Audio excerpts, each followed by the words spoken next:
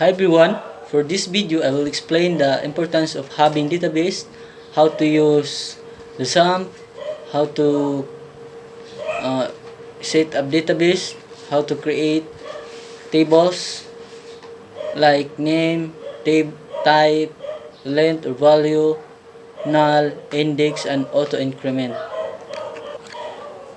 First is the importance of having database. A database is typically designed that it is easy to store and access information. A good database is crucial to any company or organization. This is the this is because the database stores the pertinent details about the company, such as employee records, transactional records, salary details, and etc. Second is how to use the sum. So sum is we can go to our browser or Google Chrome, and we can type the uh, local host. So type natin yung local host, then click enter, and the inside of it we find the new. So gawa tayo ng file, tapos hanapin natin yung new, tapos click, then makita natin may database name. So lagay natin database, then create, and in the side of it we have the name of our table. So example, ang table natin is for student, so lagay natin is table student, so TBL and student. So yun ang pangalan ng table natin, at number of columns, if how many columns you need to ilan yung columns na lalagay mo or gagawin mo. So example, 4 columns, so you can put the 4 in the columns. Next is how to set up database. So first, you assign the names of its columns, assign data types and length values in its columns, and null, index, auto increment, and pag tapos natin i-fill out yung columns, pwede na i-save na natin. So yun. So next is how to create table. So first, the names. So names, so in our previous slides, we create 4 columns. So now we will assign in each column.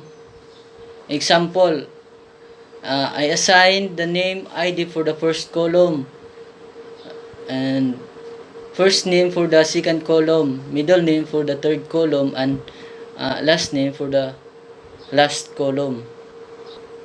Next is type.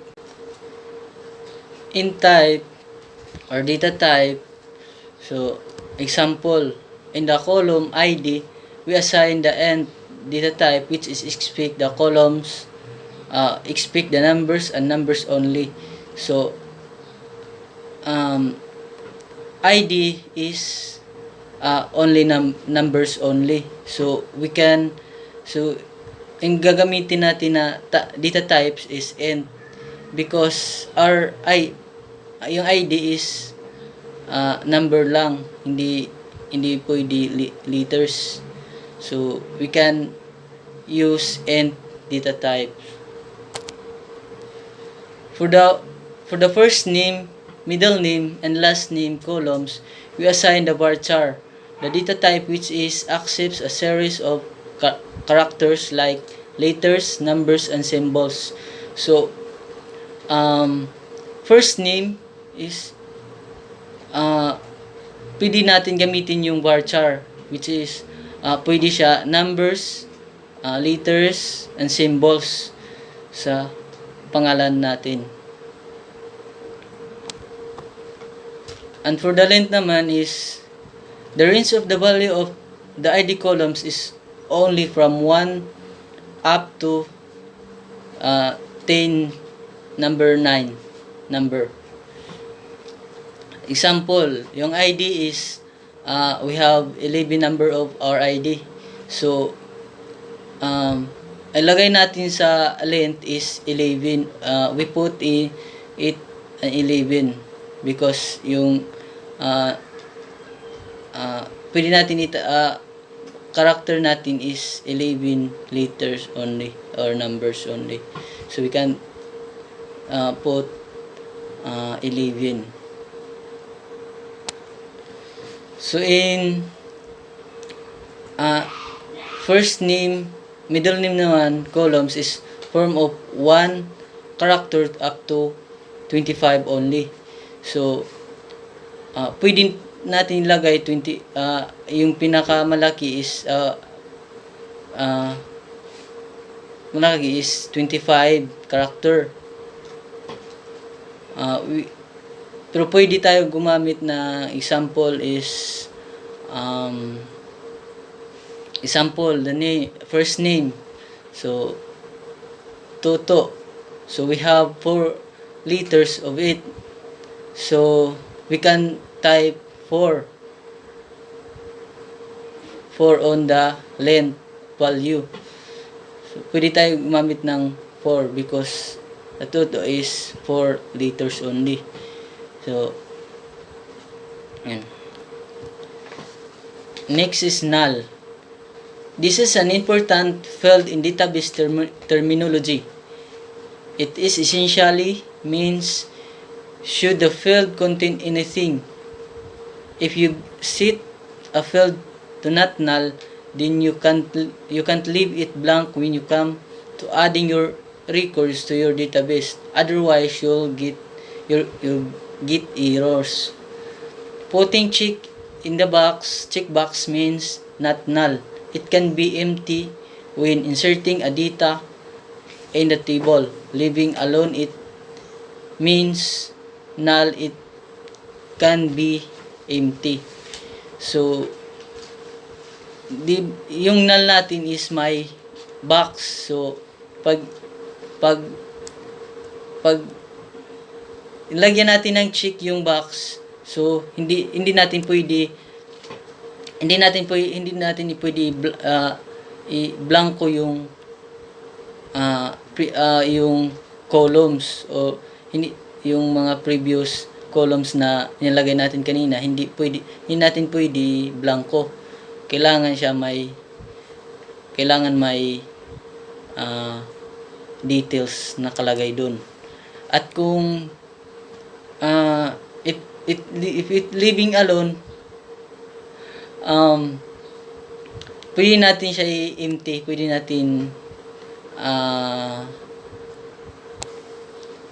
natin i-blanko.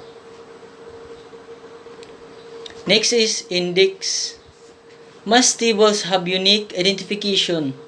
Just like in a real life, for example, a student in school, we can use the student's ID to identify the name of the student. Same with the tables, we can identify a specific data using a unique identification inside a table. So in the table, we are creating from the 4 columns, which is ID, first name, middle name, last name. So we can set the index of column ID to primary. So pwede natin gamitin ang gagamitin natin for this index, ang gamitin natin sa ID is primary. So it means it can't be null and it can't have any duplicate inside the same table. So after clicking the primary, a small window will pop up. Just go to at bottom. So, will natin bottom tapos save. Next is auto-increment. If you set a field, your table to auto-increment, and then insert a row and set the field's value to 10,000, it will continue from there.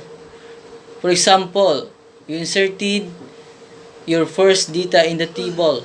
It will automatically generate a table that will start in number 1. Well, every time you insert a data, the number will automatically increment.